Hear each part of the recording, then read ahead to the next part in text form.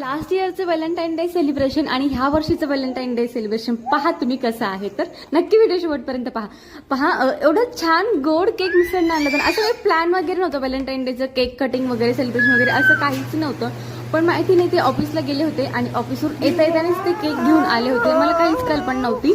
ते म्हटलं केक बघितल्यावर वाव किती मस्त होता.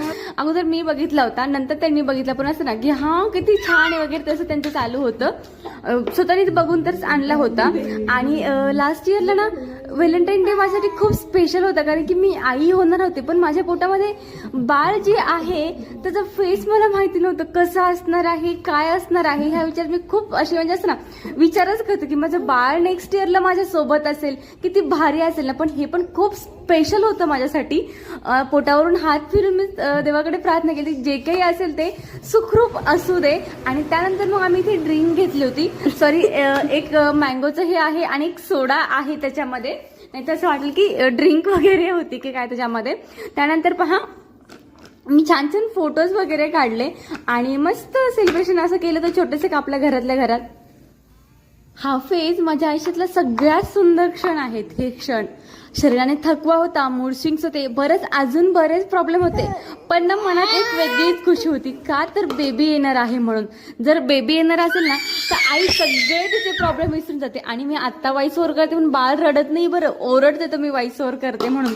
एक आता व्हिडिओ बघून हे मागच्या वर्षीचा फैज आठवला. आणि ह्या वर्षीचं पहा आमचं सेलिब्रेशन काय आहे.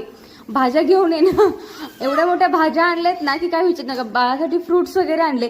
कोणत्या भाज्या साफ करणार तर तुम्हीच सांगा. मागच्या वर्षी तसं होतं आणि ह्या वर्षी असं आहे. बेबीचं हे पण खूपच छान आहे पण भाज्या वगैरे साफ आपल्याला करावंच लागणार आहे.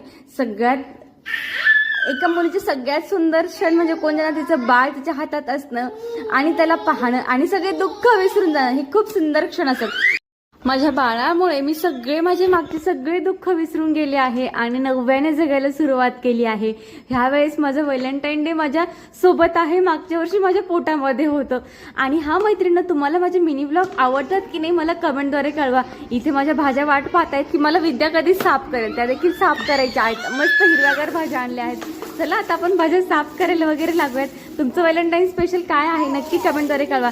आणि असेच व्हिडिओ पाहण्यासाठी आपल्या चॅनलला जरूर सबस्क्राईब करा. बाय. आणि हा व्हिडिओ आवडत असतील मिनी ब्लॉग तर प्लीज आपल्या चॅनलला सबस्क्राईब करायला विसरू नका. बाय.